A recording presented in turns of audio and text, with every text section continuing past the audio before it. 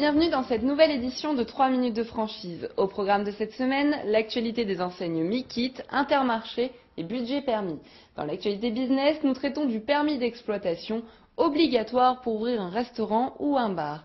Enfin, retrouvez le conseil de la semaine donné par Philippe Dacier sur le bilan de compétences. Le réseau Mikit se refait une beauté en ce début du mois d'octobre.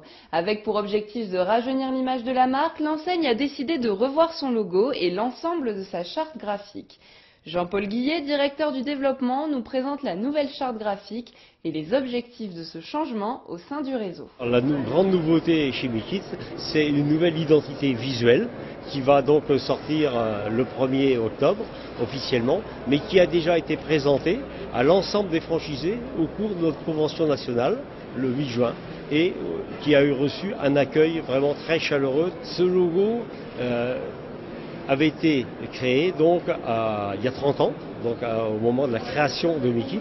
Donc ça permet de donner une nouvelle impulsion donc au réseau. Avec le lancement de cette nouvelle identité, nous avons en parallèle donc créé une nouvelle gamme de maisons modernes, plus contemporaines. On élargit le potentiel de prospects et de clients. Pour plus de renseignements, n'hésitez pas à vous connecter sur le www.ac-franchise.com/mikit. Intermarché utilise l'information produit pour attirer et fidéliser les consommateurs. L'enseigne simplifie l'information nutritionnelle délivrée au public et réaffirme sa transparence sur ses produits. Les principaux moyens instaurés sont la mise en place du NutriPass, tableau simplifié et récapitulatif des apports nutritionnels en face avant des produits à marque propre et l'intégration automatique des critères nutritionnels dans la formulation des recettes.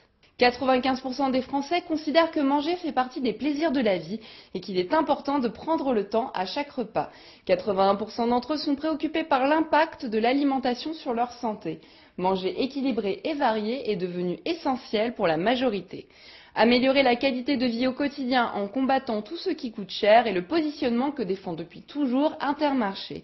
Aujourd'hui, l'enseigne poursuit son engagement pour permettre à ses clients de faire des choix alimentaires avertis.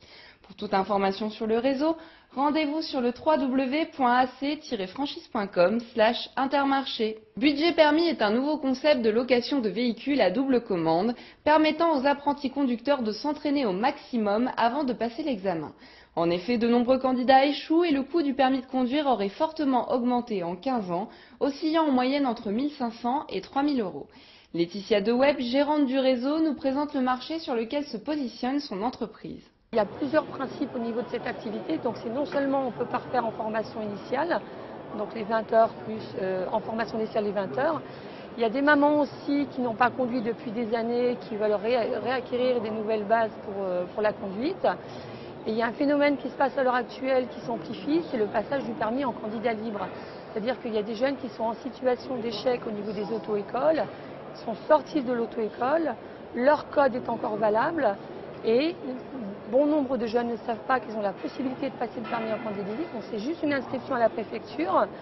Donc la préfecture envoie une convocation. Moi je mets à disposition donc le véhicule pour passer le permis avec les inspecteurs. Donc le jeune se rend sur le lieu de l'examen avec son parent ou un ami.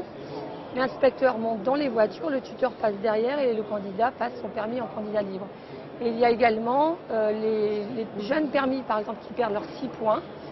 Il faut savoir qu'ils ont également la possibilité de passer leur permis en candidat libre. Donc c'est pareil, une inscription en préfecture. Par contre là, ils ont l'obligation de repasser et le code et le permis en candidat libre. Donc c'est une formule qui est attractive d'un point de vue financier. Parce que c'est vrai qu'actuellement, le permis coûte très très cher. Dans l'actualité business, nous abordons le permis d'exploitation obligatoire depuis 2007 et nécessaire à l'ouverture et l'exploitation d'un bar ou d'un restaurant. Toute personne déclarant l'ouverture ou la reprise d'un commerce nécessitant une licence de débit de boissons ou d'une petite licence restauration et restaurant devra détenir un permis d'exploitation valable durant 10 ans et accessible suite au suivi d'une formation spécifique. La formation devra comporter au minimum 20 heures d'enseignement et dépendra de l'ancienneté professionnelle. Les sujets abordés seront notamment les dispositions du Code de la santé publique, les réglementations, la responsabilité civile et pénale et autres. Depuis mars 2012, les gérants de chambres d'hôtes qui proposent des tables d'hôtes doivent aussi détenir ce permis d'exploitation. C'est le moment de retrouver le conseil de la semaine donné par Philippe Dacier et portant sur le bilan de compétences. Vous avez des cabinets spécialisés qui font des bilans, des cabinets RH qui sont spécialisés dans les bilans de compétences. Maintenant, je pense qu'il y a un premier travail personnel à faire sur soi-même en reprenant son cursus professionnel et en se disant où est-ce que j'ai eu du plaisir à exercer mon métier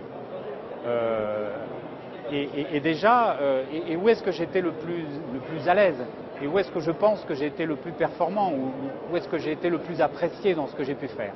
C'est la fin de cette édition, merci de nous avoir suivis, à la semaine prochaine.